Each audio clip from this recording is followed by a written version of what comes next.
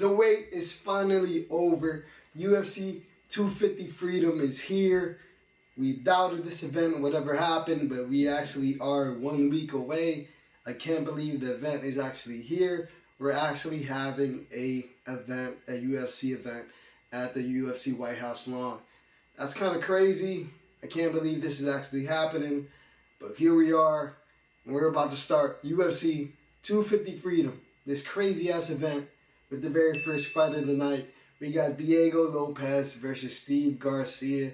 Now this has all the ingredients of being the fight of the night contender. Now we got Diego Lopes, elite submission game, dangerous guillotines, arm bars, can get your back. He has powerful boxing combinations. He pushes people forward. He has great experience, obviously fighting Volkanovski twice and a bunch of other dudes. The dude definitely has been here and has been fighting with the best out there. And as for Steve Garcia, one of the hardest hitting featherweights in this division, relentless pressure, high volume, and riding a win streak that's kind of crazy. He's been knocking out people left and right. And this fight, guys, Garcia is dangerous, man. Garcia is dangerous. The most dangerous 145er in this division, in my honest opinion. Now that Ilia Topuria definitely moved up to the 155-pound division. He is definitely the most dangerous guy in this division. But I'm going to be honest, statistically, I think this fight favors Diego Lopes. Just simply because Garcia, man, his aggressive style creates a lot of openings, and Lopes is definitely going to be there to take advantage. So in this fight, guys, I see Steve overcommitting and getting taken down, similar to the Gene Silva fight when Diego Lopes, we all thought maybe Gene Silva was actually going to come in there and do something against Diego, and Diego proved us wrong. Diego came in there and weathered that storm, weathered those heavy punches, and just simply used his grappling against Gene Silva. And I think that fight is going to be similar to this one. I see Steve Garcia having a few minutes early, maybe the first round, but I see Diego Lopes countering the big shots and eventually taking him to the ground, where he's going to control him on the ground and eventually take his back and win via submission.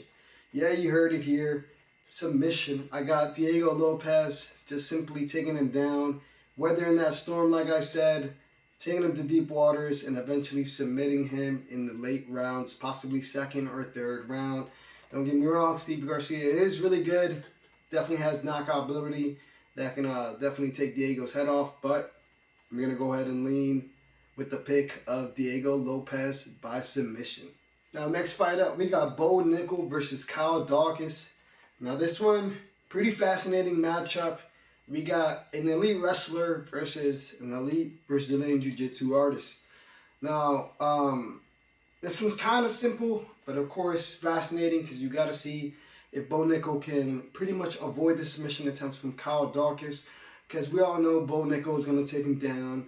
We all know Nickal's strength. He's one of the most accomplished wrestlers in the MMA world recently. He has explosive takedowns, good top control. The dude's athletic. He can pretty much do all things pretty well, but his wrestling is elite.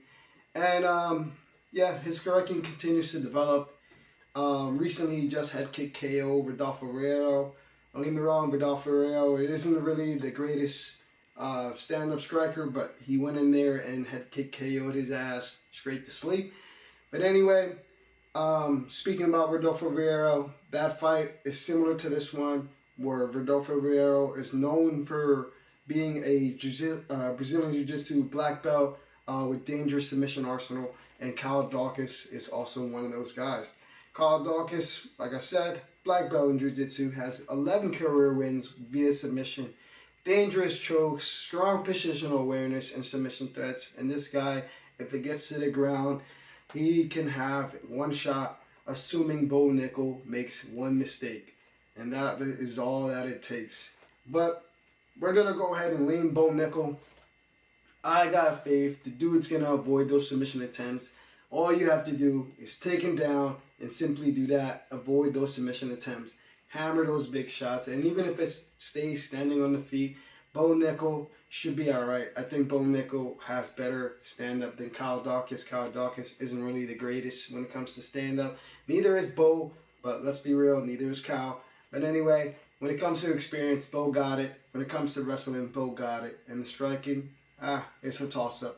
But anyway, Nickal Daukaus, you know, do you see him submitting Bo Nickal?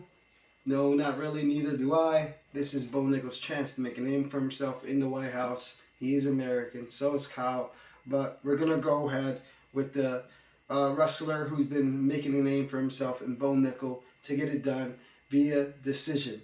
Bo Nickal is going to take him to deep waters, control him pretty easily, and just simply avoid those takedowns. Well, sorry, avoid those submission attempts from Nickal Daukaus and get the job done. So give us Bo Nickal via decision. Now, next fight up, we got Mauricio Ruffy versus Nickal Chandler. Now, this one should be a banger.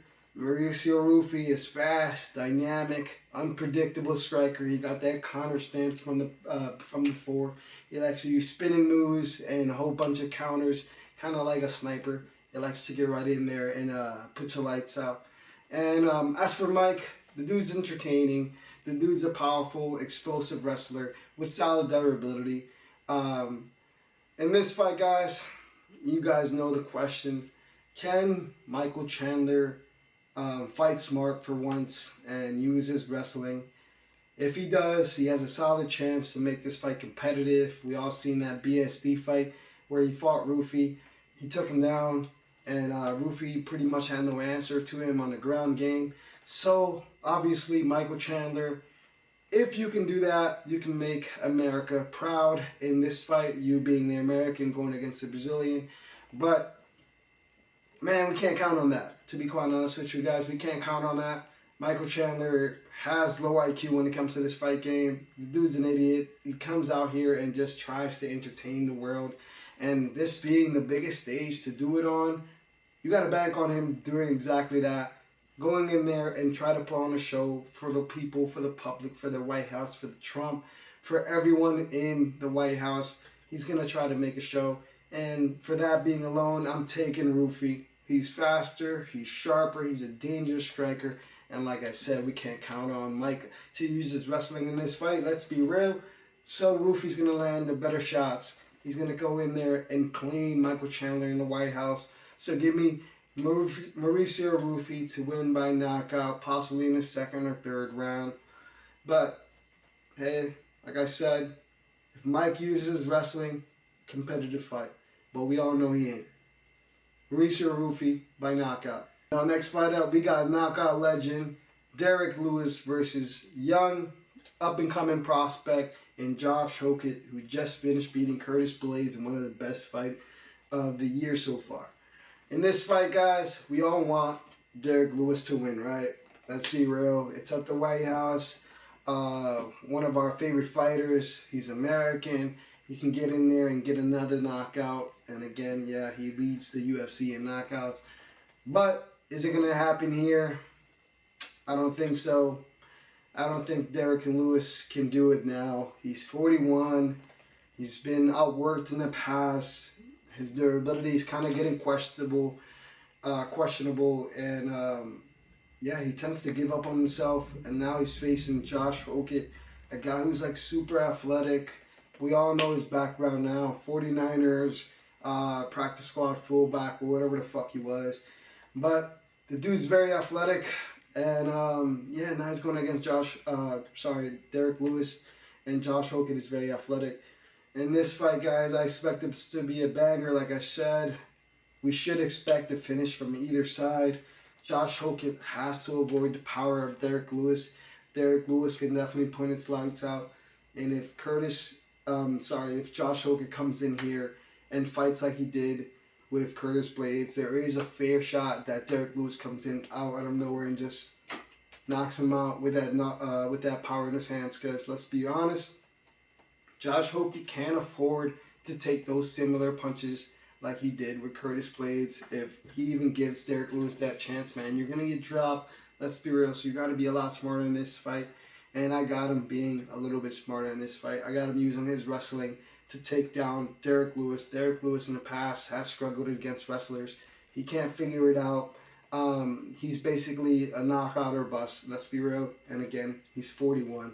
But Josh Hokit should come in here, outstrike him, outpace him, use his athleticism, his speed, and he has power of his own to take out Derek Lewis in the White House. But like I said, we all want him to win, right? So sprinkle a little bit of that Derek Lewis by knockout prop. But the pick's going to be Josh Hokit. He's younger, he's faster, he can do it all a little bit better.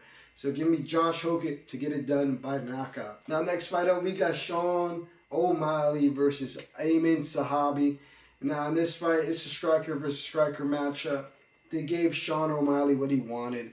We wanted Sean O'Malley versus Cody Sandhagen, but we got Sean O'Malley versus Zahabi bum-ass. So you got what you wanted, Sean O'Malley, a striker in this matchup that's not going to take you down, and you get to showcase your sniping or striking abilities.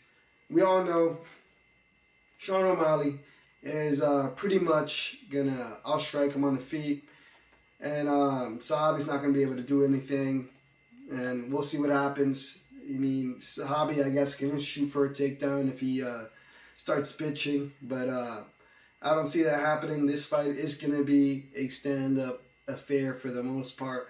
And we all know these guys, man. Sean, he's an elite striker, former champion, good distance control. He likes to snipe opponents and land that knockout blow. And he likes to, make it all look good. He's a clean striker, makes it all look pretty when he puts it all together. And Hamid Zahabi, good striker, good boxing fundamentals, and he's a pretty durable guy. In the past, he really doesn't get knocked out recently, but I got Sean O'Malley doing that. I think he can definitely knock out Hamid Zahabi. And again, in the White House, biggest stage of them all. Can Sean O'Malley do it? Yeah, I think he can. But if he doesn't, he's going to clearly win by outpointing Hamid Zahabi in this fight. He's the better technical striker. He's going to come in here, throw those knees up that clinch like he did to Cheeto, like he did to Song. He's going to aim and connect that knee against Hamid Zahabi. And I got him actually putting him out in the second or third round by finish, by knockout. He's going to do it in front of the home team, in front of the home crowd. He's American. And he needs this to pretty much elevate him back to that star-studded guy that he was. Right now, he has been falling off. He hasn't been the guy in quite a while.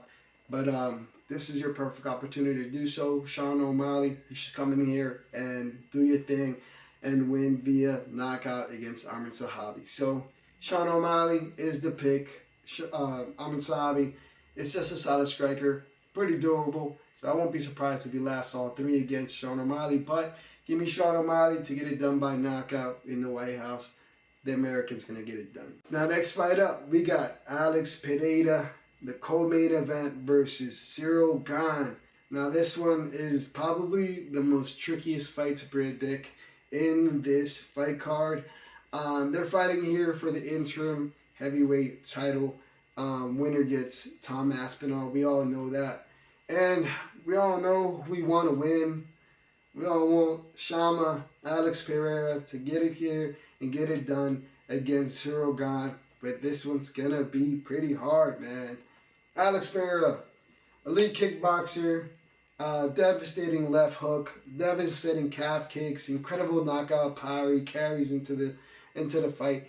And now championship experience in multiple divisions. And now he's trying to get his third championship in the UFC, trying to be the GOAT of the UFC, becoming the only three-time champion in three different divisions. Jesus. But anyway, against Ciryl Gane, one of the most athletic heavyweights we've seen, one of the most physically big heavyweights we've seen in a minute. With elite movement, dude's footwork is pretty good. He reminds me of Anthony Joshua low-key. Pretty technical, but he's a great kickboxer. And proven 5-round cardio. And like I said, the dude's size is pretty big. Biggest opponent Alex has faced in quite some time, if not the biggest overall in general. In this fight, guys, you got to ask the big question whether Alex Pereira's power translates while he's moving up from the 205-pound division to the heavyweight division. That's the biggest question. Can his power translate to that division? We all know he's very strong, but he's been fighting at 185, knocking out those dudes, coming down from major weights. And now he went down to 205, again, coming down from heavyweight pretty much, and knocking out all those guys. And now here we are against heavyweight people.